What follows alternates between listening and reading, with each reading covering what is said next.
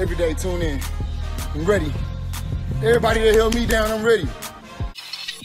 Been ahead of my peers, this used to pedal the slowest. Now you pedal the fastest in a circle of motion. Fame moved up in weight, ran out of opponents, so it's time to... Celebrating the biggest mismatch in 2019, Mikey Garcia does the unthinkable. From what people are saying and the sources are saying, Mikey Garcia is daring to be great to come up from 135 pounds to face this guy named Errol Spence Jr., who was once known as the Boogeyman. Now, in this course of time, Mikey Garcia has been jumping from weight class to weight class, from 130 to 135 to 140. There's weight classes for a reason. These guys know what they're doing.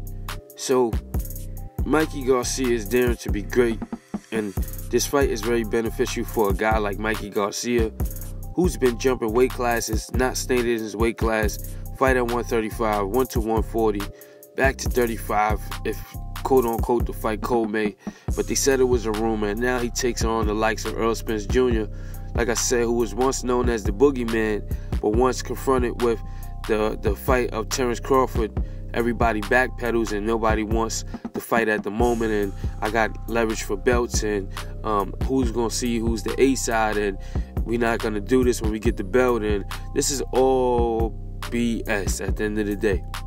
I cannot stand riding for a fighter or riding for fighters and then they turn into this businessman all of a sudden. They don't want the fights. They don't want the big fights. They want collateral. They want leverage. They want all this to make sure that their bank account is right and want us to understand that. But at the same time, where was this vicious, this destruction, this undestructible, this guy who wanted all the smoke, and where's this guy? You know what I'm saying? He's nowhere to be found. Now, people wondering why I'm not giving credit due for this fight, because it makes no sense. You have guys at 147 that want to fight, and then out of all people, just because his name is Mikey Garcia, we fight Mikey Garcia. We chose to take the guy who's been calling me out from 135 pounds because he has a big name. Now, this is reminiscent to Floyd when he fought Marquez. The only thing that's different is Floyd Mayweather Jr. maybe was a bit older. Floyd Mayweather Jr. has already put his bricks in as Pretty Boy Floyd. Floyd Mayweather Jr. was coming off a retirement, and it's not like Mikey is number one on the pound-for-pound list.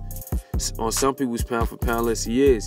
But still, that was a total mismatch. Floyd Mayweather versus Marquez, and now the same thing with Errol Spence Jr. versus Mikey Garcia. So every once in a while, you have a Mexican fighter want to move up 2 weight classes to prove that they're the best by facing the best. But this weight class is for a reason. Earl is not a small welterweight such as Floyd Mayweather when he came up.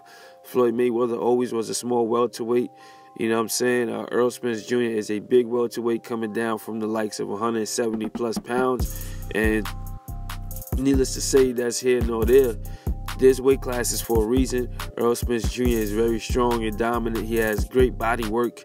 He has decent foot movement. He's very cerebral. He's an assassin in the ring. But when it comes to Terrence Crawford, we don't hear this.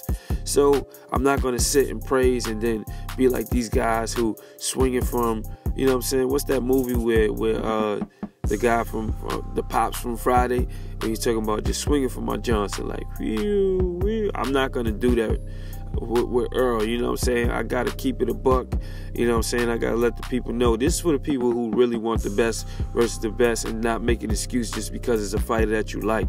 If there's no fighter that you seem to like, this is what you need to do, because they all acting like the same. You know what I'm saying? They all acting like it's that time of the month.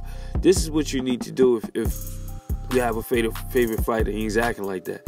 Be a fan of the sport, not the guy, because it will turn on you. And at the end of the day, to be totally honest, boxing is losing fans this way.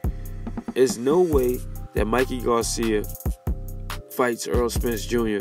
and we just praise Earl for taking this fight. All the praises go to Mikey Garcia. At the end of the day, nothing for Errol Spence Jr. This is the second fight in a row I did not want to see. I was a true advocate of Errol Spence Jr.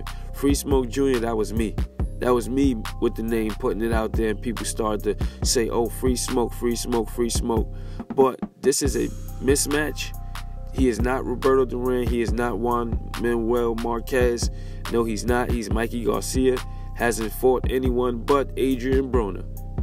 Besides that level of competition, very average, very decent.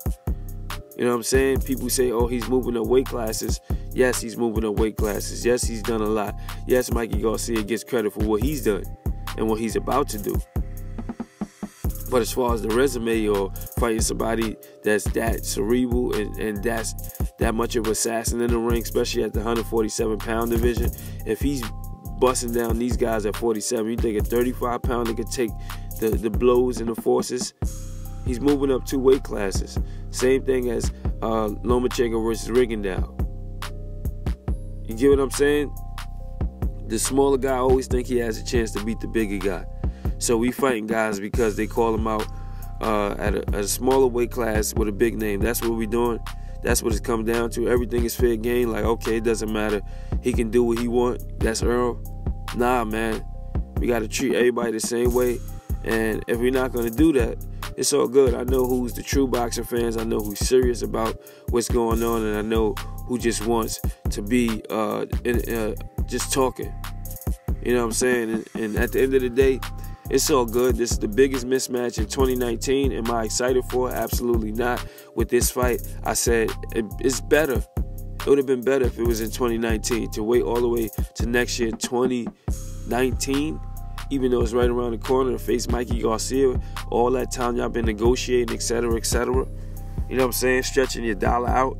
This is another fight that I won't pay for. But it is what it is, man. So I got to call a spade and how I see it. At the end of the day, man, I wish both these guys best of luck. I won't ever say don't watch the fight. This is just my opinion on the fight. I don't care for the fight. It's nothing that's going to get me up to be like, yo, I'm not doing that with these fighters no more.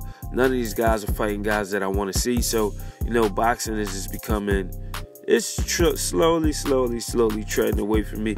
And it's all cool. You know what I'm saying? Not everything is here. You know what I'm saying? Not everything is always going to be the same. So, you know what I'm saying? It is what it is.